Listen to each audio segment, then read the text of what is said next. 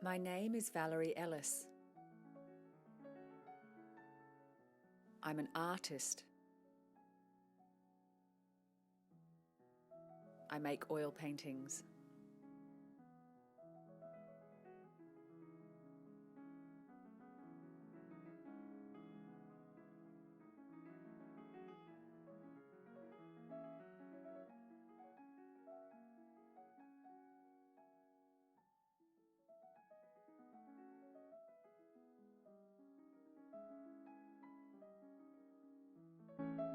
So my parents are both English and they married in England, emigrated to Australia, and I was born there.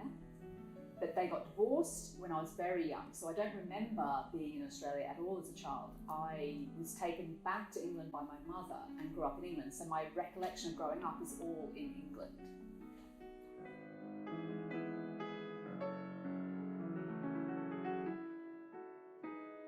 I think all children like to make marks and scribble and colour and that kind of thing. Some children persist with art and others ditch it and go outside, and I persisted. So I developed, I think because of the talent, you stay interested in it, so I continued to develop. And I was the child at school that other children asked to draw them a picture or draw them, that kind of thing. Following on from the sort of talented thing, I had a bad time in school. So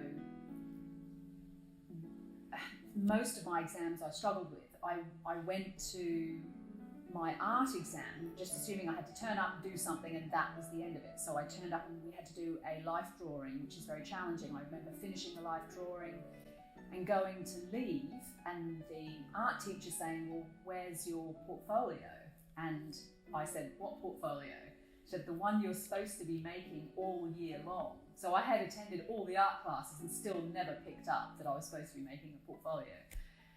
So she let me stay in the art class for the rest of the day, and I painted and drew and wrote and that kind of thing, and submitted an entire year's work from one day. And I passed, but in fact I got the highest mark in the country that year, which obviously is indicative of talent. But I didn't continue on with art. I got into Epsom College of Art, actually. I think she helped suggest that as a direction and submit a portfolio and all the rest of it. I got in, but I'd had a really, really unhappy childhood and a really hard time in school. My school was very aggressive, and at one point I was assaulted and had a black eye from school, which I don't think is peculiarly uncommon in some areas, but I'm not a really rough and tumble kind of person. I'm quite sort of a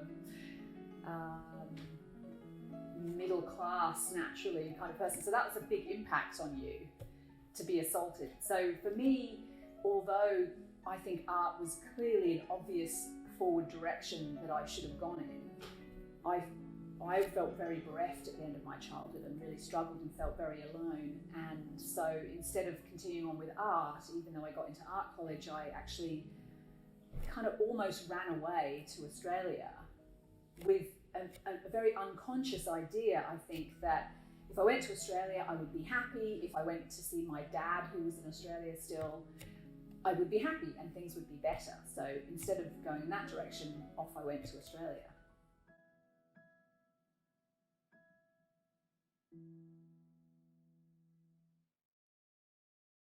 My experience, I suppose, of childhood was of being very, I think, startled a lot of the time by being the way I was spoken to, the way I was treated, either at one end sort of completely ignored and neglected, or at the other end of the spectrum sort of being physically harmed.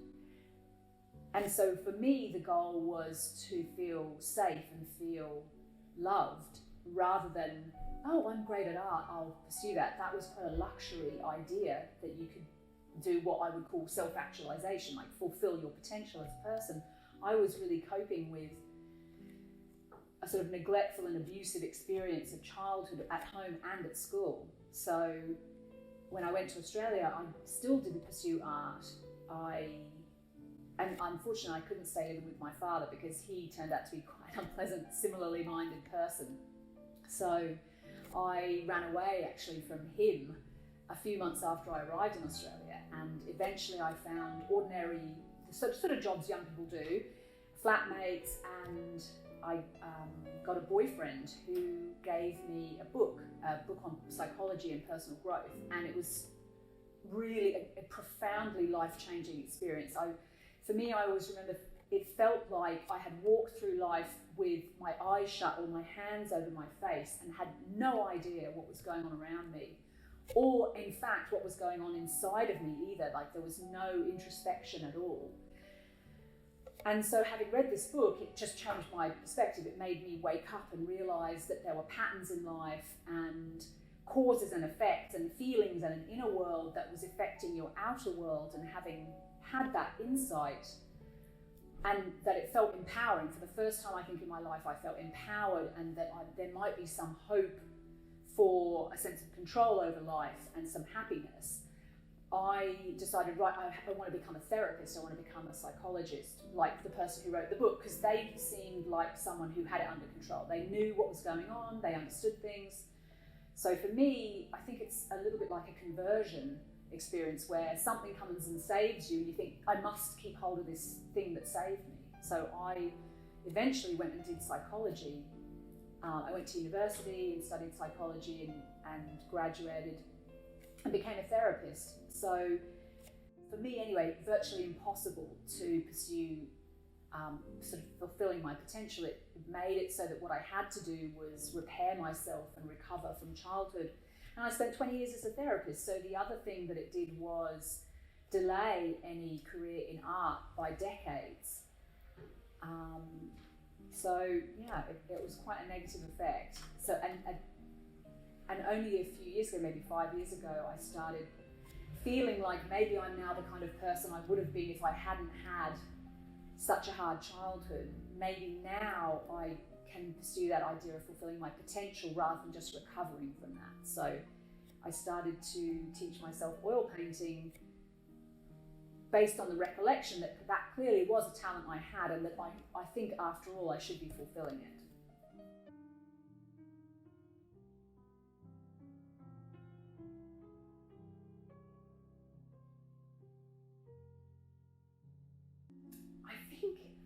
I think it's an aging thing. I think there's a moment when you realise, and perhaps everybody does, that you're not going to stay in your 30s and 40s forever. You're not going to sort of plateau forever and live forever. You begin to age, and once you see that on yourself and realizing that you're aging, you realize that at some point then that must end and you're going to die at some point. The end point of life starts to become more vivid. And once you realize there's an end to something, how you spend your time between now and that end becomes very important.